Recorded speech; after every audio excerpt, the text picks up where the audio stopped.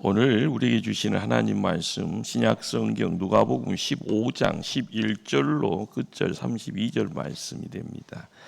제가 알고 있는 성경 신약 페이지가 121면, 122면에 걸쳐 있습니다. 누가복음 15장 11절로 끝절 32절 말씀 교독합니다. 또 이르시되 어떤 사람에게 두 아들이 있는데 그 둘째가 아버지에게 말하되 아버지여 재산 중에서 내게 돌아올 분깃을 내게 주소서 하는지라. 아버지가 그 살림을 각각 나눠 주었더니 그 며칠이 안 되어 둘째 아들이 재물을 다 모아가지고 먼 나라에 가 거기서 허랑방탕하여 그 재산을 낭비하더니 다 없앤 후 그 나라에 크게 흉년이 들어 그가 비로소 궁핍한지라. 가서 그 나라 백성 중 한 사람에게 붙어 사니 그가 그를 둘러보내어 돼지를 치게 하였는데 그가 돼지 먹는 쥐엄 열매로 배를 채우고자 하되 주는 자가 없는지라. 이에 스스로 돌이켜 이르되 내 아버지에게는 양식이 풍족한 품꾼이 얼마나 많은가 나는 여기서 주려 죽는구나. 내가 일어나 아버지께 가서 이르기를 아버지 내가 하늘과 아버지께 죄를 지었사오니 지금부터는 아버지 아들이라 일컬음을 감당하지 못하겠나이다. 나를 품꾼의 하나로 보소서 하리라 하고 이에 일어나서 아버지께로 돌아가니라.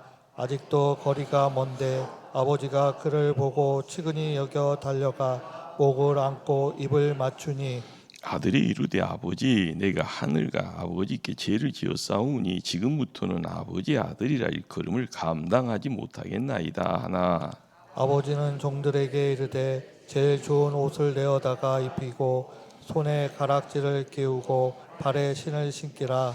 그리고 살찐 송아지를 끌어다가 잡으라 우리가 먹고 즐기자.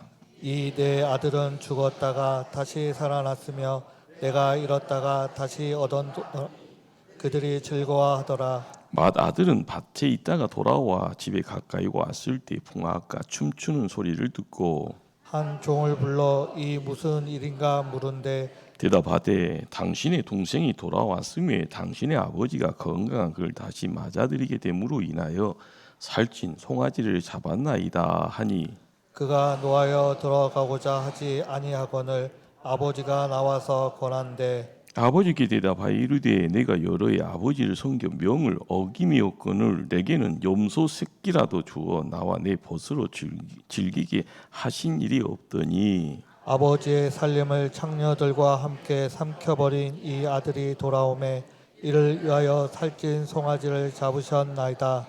아버지가 이르되 예 너는 항상 나와 함께 있으니 내 것이 다 내 것이로되 이 내 동생은 죽었다가 살아났으며 내가 잃었다가 얻었기로 우리가 즐거워하고 기뻐하는 것이 마땅하다 하니라. 아멘. 기도합니다. 거룩하신 하나님, 하나님의 거룩을 덧입은 주의 백성들 말씀 앞에 무릎 꿇습니다. 성령 하나님, 우리 마음 신비에 말씀 새겨 주실 때 이 말씀이 담대함이 되게 하여 세상에 나가 소금이 되게 하시고 빛의 자리를 지켜가게 하여 주시옵소서. 예수님 이름으로 기도합니다. 아멘. 일본의 작가 중에요 한국 사람들에게 이야기되어지는 두 인물이 있습니다. 빙점의 작가 미우라 야야코고요, 침묵의 작가 엔도 사쿠라라는 두 인물이 특별히 이제 한국 기독교인들에게 감동을 함께합니다. 거기에 엔도 사쿠의 단편 소설 바다와 독약에서 나오는 내용입니다. 2차 세계대전 당시입니다. 일본군 후방 기지병원에 도데라는 의사가 있었습니다. 미군 포로들의 신체 오장육부를 통해서요 엄청난 시험을 하게 됩니다. 우리는 가끔 이 통나무라는 그런 말이 이제 이야기되었을 때 바로 그 자리가 그런 어떤 내용이 될 겁니다. 허파를 얼마나 잘랐을 때 얼마만큼 살 수 있나? 간이라는 것을 얼마나 남겼을 때 인간의 수명이 연장이 될까? 사람을 그렇죠. 어둠 속에다가 가둬놓아서 얼어 죽는 가운데 어느 정도 시간이 요하는가. 정말 잔인하다고 할 수 있는 그런 어떤 시험들을요, 상상을 초월할 정도로 매일 계속합니다. 어느 날 노대는 미쳐버리고 맙니다. 신기한 것은 양심의 가책 때문에 미친 것이 아니다는 겁니다. 오히려 반대로요, 이토록 끔찍한 시험을 매일 반복하는 가운데 양심의 고통은 사라지더라는 겁니다. 거기서 오히려 묘한 쾌감, 그 행위 속에서 재미를 느끼고 있는 그 본인의 자신의 모습에 노대는 스스로 미쳐버립니다. 그의 마지막 절기는요, 내 양심의 고통을 돌려주세요.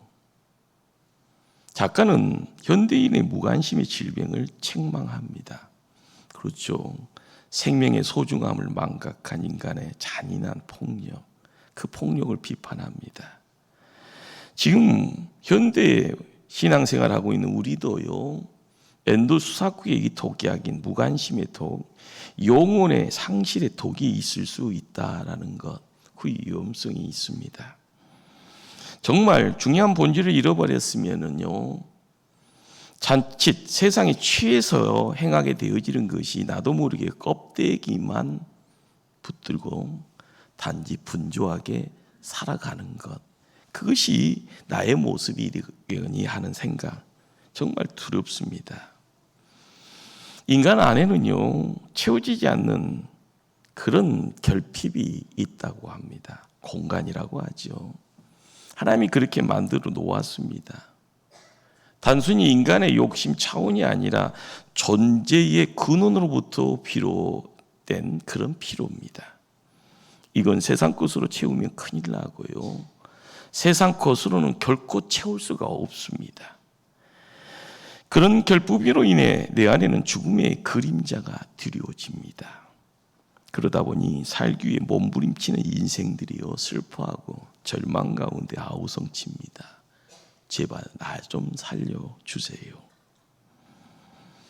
일찍이 종교교육자 마틴 루터는요, 성경 66권이라는 이 책 안에서 단 한 장만 선택하라고 하면은요, 나는 누가복음 15장만 선택하겠다고요. 이유는 예수 그리스도의 복음을 정확히 설명할 수 있는 성경의 장이다라고 그렇게 말해줍니다. 다 읽지는 않았지만 누가복음 15장에는요, 이런 양이 등장합니다. 이런 돈에 대한 이야기도 나오고, 이런 아들 탕자의 이야기가 나옵니다. 이런 양은 무지해서 길을 잃어버리고요, 이런 돈은 환경 때문에 그 돈을 어떻게 보면 상실한 것을 보게 됩니다. 지나간 탕자, 이런 아들은요, 자기 판단입니다. 그리고 결단에 의해서 집을 나갑니다. 그런데 성경은 이 세 가지의 이야기를 통하여서 어떤 경우도 배신자니 반역자니 이런 어떤 극단적인 말을 하지 않습니다. 오히려 잃은 자라 이야기합니다. 여기서 우리가 세상을 바라보면서요, 우리 믿는 성도의 안목이 어때야 되는가? 내가 안 믿는 사람들을 바라볼 때 너희들은 안 돼, 이런 생각하면 안 되는 겁니다. 우리 하나님은 돌아오면 용서하는 분이 아니라 우리 하나님은요, 이미 용서해 놓고 기다리시는 분입니다. 성경은 이런 식으로 규정을 하면 어떨까요? 늘 손해만 보는 하나님의 짝사랑 이야기라고요. 이런 양 한 마리를 찾습니다. 동네 사람들을 다 부르러 놓고 잔치를 벌입니다. 잔치에 꼭 빠지지 않는 것이 있잖아요. 고기들이 있어야 될 겁니다. 양 한 마리 찾아놓고요, 멀쩡한 양, 아니 속까지 잡아놓고 잔치한다 하면은요, 이런 손해보는 장사가 어디 있겠습니까? 동전이 얼마나 큰 돈인지는 모르겠지만요, 그 동전 찾았다고 친구들 다 불러 모아놓고 잔치합니다. 더 많은, 더 큰 돈을 쓰게 됩니다. 정말 어처구니가 없는 상황이죠. 이 이야기는 무슨 얘기를요 우리에게 전하고 싶을까? 그렇습니다. 한 사람, 그렇습니다. 한 영혼 찾아가는데 우리는 계산기 두들깁니다. 손익계산 따져갑니다. 이것 아니다라는 겁니다. 더불어서요, 무수한 사람이 중요한 것이 아니라 하나님의 집중은 그렇습니다. 한 사람, 거기에 있다라는 겁니다. 온입니다. 나만을 사랑하시는 그 나가요, 특별히 나만이 아니라 각자에게 그 나가 있다라는 것, 이거 바로 하나님의 사랑이다라는 겁니다. 인간의 사랑에는 한계가 있죠. 그러나 하나님 사랑은 한계도 끝도 제한도 없습니다. 내 허물보다 하나님 사랑은 더 큽니다. 내 실수보다 하나님의 용서는 더 위대합니다. 내 죄악보다 하나님의 구원의 보자기는요 더 엄청납니다. 할렐루야. 집 나간 장자가요 거짓골로 하고요 힘없이 투벅투벅 걸어옵니다. 아버지는 한눈에 그 아들이요 본인의 아들임을 알아보네요. 밤낮 아들을 애타게 기다렸던 아버지에게 먼 발치, 그렇습니다, 희미하게 보여도 아들인 것을 한눈에 알아봅니다. 성경은 분명히 말합니다. 집 나간 당자가 아버지를 먼저 알아보았다고. 아닙니다. 아버지가 먼저 아들을 알아보았고요, 그리고요 맨발로 막 뛰어오는 것 같습니다. 그리고 그 먼지 구덩이 아들을 껴안습니다. 그리고 이름을 불러줍니다. 사랑하는 내 아들아, 살아 돌아와 고맙다. 기억하십시다. 하늘 아버지의 용서는요 밑바닥을 경험한 아들의 해기보다 빨랐습니다. 하늘 아버지 넓은 품은요 모든 것을 잃고 일푼된 실패자의 한숨까지도 품습니다. 꼭 기억하십시다. 하늘 아버지는 모든 것을 보고 계십니다. 이 시대를 살아가는 우리는 그럼 어떻게 살아야 합니까? 한 생명을 살리기 위해서 달리는 앰뷸런스 앞에서 펼쳐지는 홍해의 기적, 종종 매스컴을 통해서 우리는 보게 됩니다. 모두가 바쁘다 바빠. 그렇습니다. 운전대 잡고 있는, 도로에 나와 있는 그 모든 이들은요 다 바쁩니다. 자기 생업이 있는데요 길을 비켜주더라. 홍해의 기적이 연출이 되어지더라. 아주 신기합니다. 숨겨진 의인들이 많습니다. 우리가 세상살이 하면서 항상 놓치지 말아야 될 것이 끝난 것 아닙니다. 끝나봐야 끝나잖아요. 거기에 복음이 뭔지를 우리가 알아야 되고요. 세상살이 하면서 하나님 마음이 뭔지를 알아야 되고요. 바로 거기에 예수님의 심장이 우리의 삶 위에 다가오고 있다는 걸, 그걸 우리가 느껴야 될 줄 압니다. 살면서요 선입견이 참 무섭다라는 걸 경험합니다. 그리고 결과적으로는 후회할 때가 많습니다. 성경 누가복음을 15장을 읽다 보면은요 집 나간 탕자가 하나님의 시선을 모아가는 주인공으로 그렇게 단정하고 그렇게 말합니다. 그러나 본문을 자세히 읽다 보면은요 그렇지 않다라는 걸 금방 알게 됩니다. 누가복음 15장을요 시작할 때 1절, 2절, 3절에 예수님이 사람들을 모아놓고요 식사하는데 거기에 앉아있는 이들이 세리고 죄인들입니다. 그런데 식사 장소에 허락 없이 무단 침입하면서요 들어온 이들이 있습니다. 바리새인이고 서기관들입니다. 그들이요 어떻게 보면은 난동을 피우죠. 소란을 일으킵니다. 그리고 비판합니다.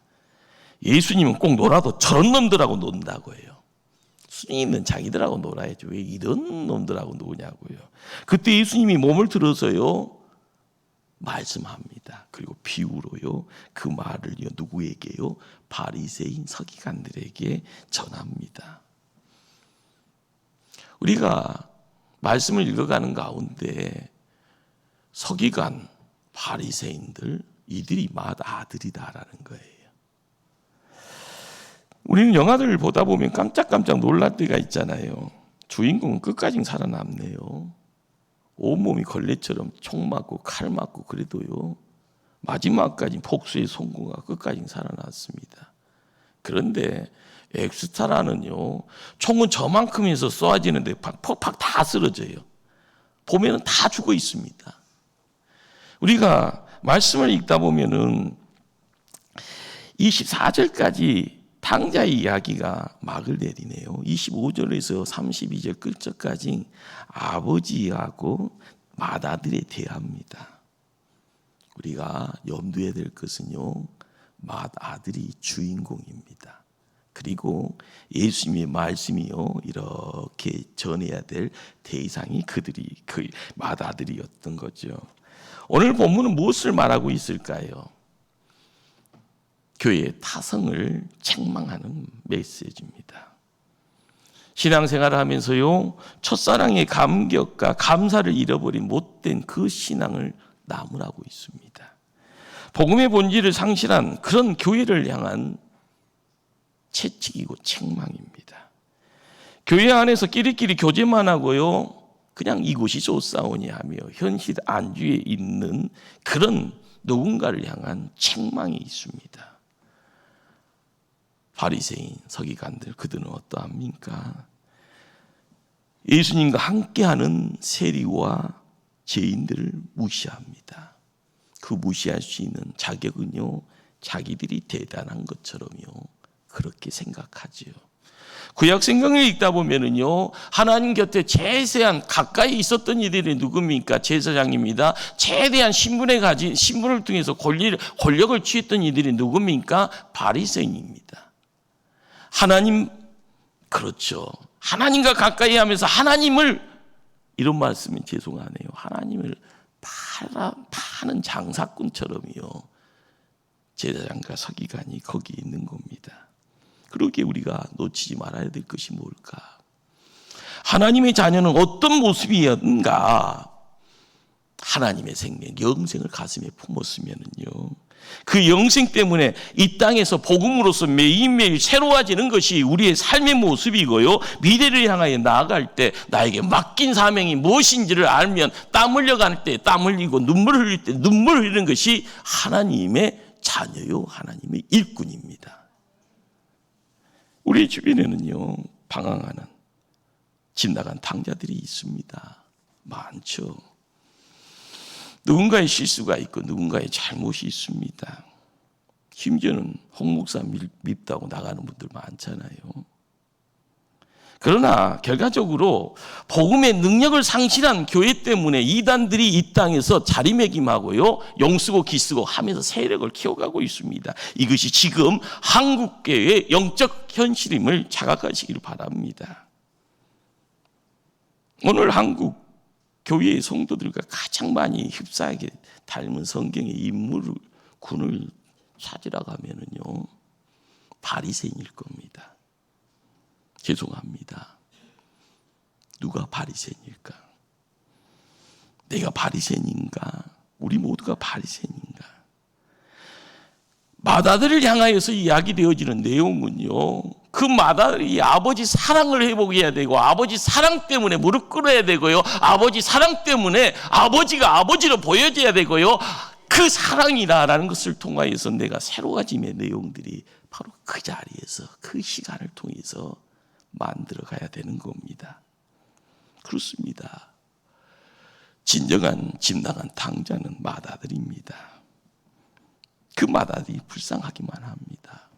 왜 그렇습니까?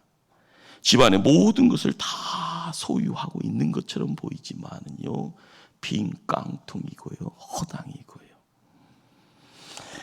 가장 소중한 것을 상실해버린 상태에서 거칠에만 하고요, 명품 두르고 있다고 해서요, 나 보소하고요, 자랑거리 있다 할지언정 속이 없는 겁니다.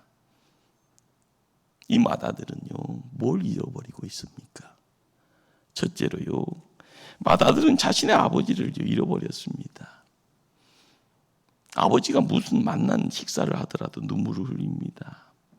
따뜻한 이불 덮고 주무셔도 춥다고만 합니다. 왜 밤마다 대문 걸어 잠글 수 없는지 그 이유를 모릅니다. 아버지의 고통 예민하고 산 못난이가 누굽니까? 동생이 돌아왔는데요, 잔치하고 있는 그 아버지의 그 기쁨을요 손가락질합니다. 잔치 분위기를 망가뜨립니다. 가정의 행복이 뭡니까? 아버지 있으면 두 아들이 있어야 되는데요, 집 나갔다라는 이유 때문에 니는 내 동생이 아니다라고 외치고 있는 그런 무료 자식이, 호로 자식이 어디 있냐, 그런 겁니다. 직시하십시다. 겁만 명분 누리고 있고요, 영혼에서 내 언어를 통해서요 복음이, 예수 생명이 없으면은요 나중에 엄청난 후폭풍이 몰려올 겁니다. 감당할 수 없을 정도의 후폭풍 앞에 벌벌 떨 수밖에 없습니다. 주님으로부터 버림받을 수 있다는 사실 성경 분명히 말씀합니다. 둘째로 이 맏아들은 자기 동생 탕자를 잃어버렸습니다. 밭에서 돌아보니요 집안이 잔치로 시끄럽습니다. 담장 너머에 이 시끄러움의 내용을요 종을 불러서 자초지종 묻습니다. 무슨 일이냐? 종이 전합니다. 당신의 동생이 돌아왔습니다. 성경을 읽다 보면 이 맏아들은요 한 번도 탕자를 동생이라고 말하지 않습니다. 억하심정이 많은가 보죠.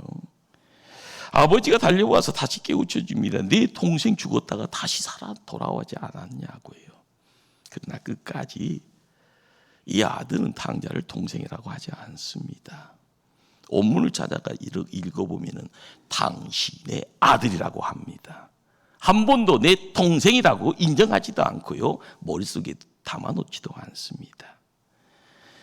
우리는 흔히 생각하기에 탕자는 창녀와 함께 흥청망청 재산 다 탕진했다고 생각하지요. 그런데 여기서 염두해야 될 것이 뭘까요? 아버지의 재산을요 창녀하고 놀다가 날려버렸다고 말한 사람이 누구냐는 겁니다. 아버지일까요? 아닙니다. 그러면 동네 사람들이요? 아닙니다. 탕자의 친구들이요? 더더욱 아닙니다. 이 아들이 사업을 하다가 부도를 났는지, 창녀하고 만나서 재산으로 유흥으로 다 날렸는지, 큰 빌딩 짓다가 사기를 당했는지 알 길은 없습니다.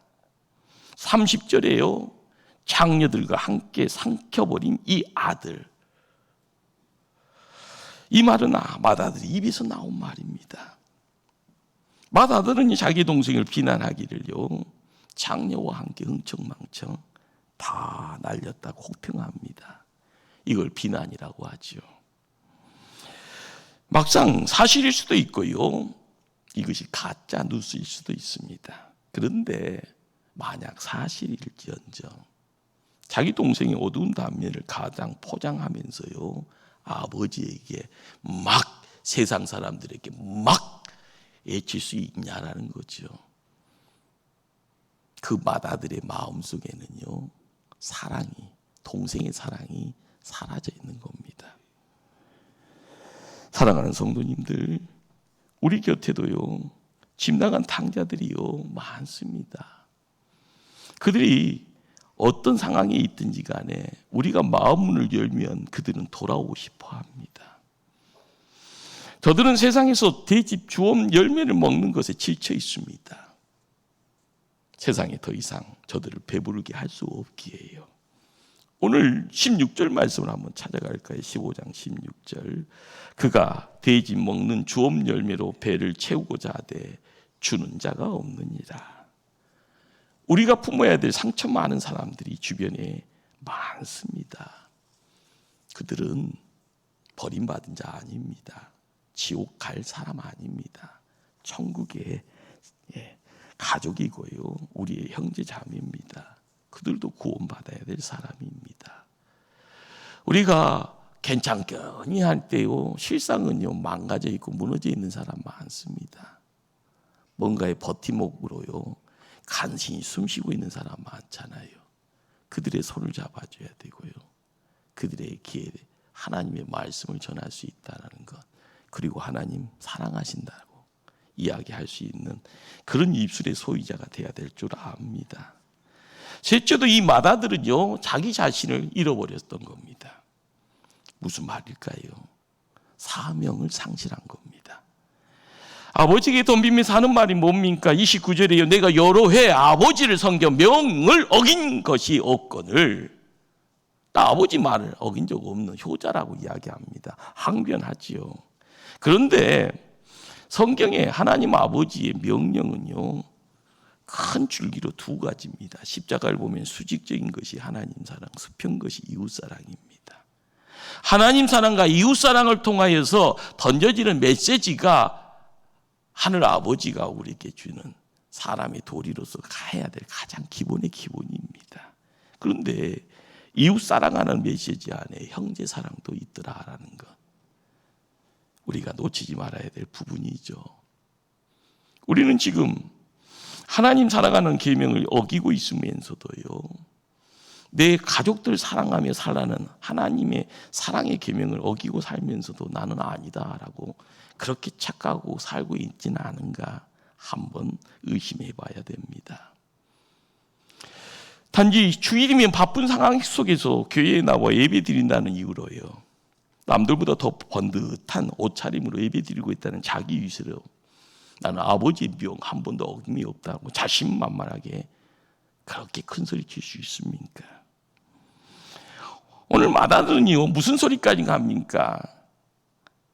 나에게 염소 새끼 하나라도 준 적이 없다고요 넋두리를 하고 있지 않습니까? 마다 아들이 교회 출석하는 유일한 이유는요, 염소 새끼에 있다라는 겁니다. 무슨 말이에요? 얄팍한 보상심이라는 거예요. 하나님 복 주세요, 복 주세요, 복. 복의 내용 속에서 신분의 모습이 조금 빛나지고요, 내 높이가 조금 올라지는 것 같아. 그런데 이걸 안 주면 뭐라고 불평불만합니까? 하나님이 살았네 죽었네 하고 있는 모습이 우리의 모습이죠. 우리가 알아가야 될 것이 뭘까요? 여러분에게 묻습니다. 여러분은 하늘 아버지를 사랑하면서 이 예배의 자리에 함께 합니까? 여러분은 진정으로 그 하나님의 사랑 때문에요, 내가 일꾼 되어서 하나님 나라를 위해서요 헌금을 하고 있습니까? 내가 찬양하는 자리에 진정 주님 사랑하기에 찬양하고요, 주님 사랑 때문에 떨림 속에서 내 행복 안에 예수님이 있습니다. 진짜로 예수님 때문에 기쁘고, 예수님 때문에 행복하고, 예수님 때문에 신명 나고, 예수님 때문에 손해보면서도 누군가의 손을 잡아주면서 내 건 없어도 콩을 반쪽으로 쪼개가면서 나눌 수 있는 넉넉함이 있냐고 오늘 말씀 우리에게 질문하고 있습니다. 마다들 집안의 대소사를 다 관리합니다. 밭에 나가서 일을 합니다. 대단히 중요한 일꾼이죠. 중요한 일을 감당합니다. 이걸 가소평가해서는 안 되죠. 중요한 것은요, 태도의 문제요, 우선순위의 문제입니다. 겉은 있는데 속이 비어져 있는 그 상황은요, 빈 깡통인 거죠. 속이 아무리 가득가득 차 있는데 겉이 후피하더라도 속에 있는 것이 나오면은 때되면은 다 알잖아요. 어느 바닷가에 등대를 밝히는 등대지기가 있었다고 하네요. 등대를 아라는 것이 기름이 필요하고 항상 매달 일정량의 기름이 이제 배달이 됩니다. 그런데 이 등대지기 어느 날 그 마을에 한 가정에 큰 일이 있어서요, 소식이 전해집니다. 아들도 하나밖에 없는 이 아들이 큰 병에 걸려서 수술을 해야 되는데 돈이 없다고. 그래서 마을 사람들 다 수소문하는 가운데 형편이 여의치 않으니 등재기까지 와서 호소를 합니다. 기름 좀 팔아서 수술비 좀 마련하면 안 되겠냐고 애걸복걸 합니다. 거절할 수가 없습니다. 한 집에서는요, 아들의 대학 등록금이 필요하다고요 사정합니다. 길 가다가 밥 먹는 할머니의 그 배고픔의 내용에 할머니의 양식을 사기 위해서요 또 기름을 조금씩 팔았습니다. 그런데요, 하필이면 기름이 다 떨어져 버렸습니다. 하필이면요 등대를 밝힐 수 없는 그런 날이요 찾아왔습니다. 하필이면 그날 마을의 장정들이요 고기잡이를 하고요 바다로 나갔습니다. 밤늦게까지요 일을 하고요. 대풍이요 생각하면서요 만선을 하고 돌아오는데 등대를 찾지 못합니다. 모두 바다 한가운데 방황하다가 암초에 부딪혀 모두 죽고 맙니다. 누구를 탓해야 됩니까? 등대지기의 지상과제는 등대를 밝히는 겁니다. 비추라. 그래요. 비춰야 되죠. 단지 착한 마음 가지고 세상을 살아가라. 이런 명제가 필요한 것 아닙니다. 내 자리를 지키라. 내 사명을 지키라. 아버지를 바라보면서 아들됨의 자리를 지키라. 내게 맡겨진 사명 끝까지 지키면 더 좋은 세상, 그 더 좋은 세상이 허락되어지고 그 더 좋은 세상에 들어가며 그 더 좋은 세상을 지켜내는 복됨이 우리 것 되어질 줄 압니다. 교회 안에도 분명한 우선순위가 있습니다. 우리는 주님의 신부라고 하지요. 하나님의 자녀라고 합니다. 영적인 믿음의 공동체입니다. 우리가 알아가야 될 것은요, 하나님의 마음을 알아가는 것, 그 마음을 담아가는 그릇 되어져 이 땅에 삶의 자리를 세워가야 되는 겁니다. 예배의 자리에 참 예배장, 단지요 몸만 오는 것이 아니라 마음을요 전심으로 드릴 수 있는, 이 땅에 찾아와 불효자로 집 나간 탕자들을 향하여 주님이요 십자가 지고 오셨잖아요. 십자가를 통하여서 허락되어지는 새로운 세상이 있는데 그 뒤를 쫓아가는 것이요 우리의 삶에 얼마나 소중한 것인가를 깨달아야 될 줄 압니다. 복음입니다. 하나님의 사랑입니다. 그러기에 예수 그리스도 한 분만을 위하여 우리는 예수님으로 행복해지는 그 기쁨 되어지기를 원하는 그런 복된 자가 되었을 때 여기에 떨림이 있을 줄 압니다. 하나님의 임재를 통하여서 우리의 눈에 보여지는 그 영광이 우리의 삶을 지탱하는 하늘의 만져주심의 내용이요, 하나님 아버지의 그 속삭임을 통하여서요 우리의 삶 속에 세상 양식이 아니라 하늘의 양식을 통하여 하루하루가 성령 충만을 경험하는 복된 삶을 살아가게 될 줄 압니다. 이러한 복됨을 지켜나가는 하나님 일꾼들 다 되어지기를 주님 이름으로 축원합니다. 기도하십니다.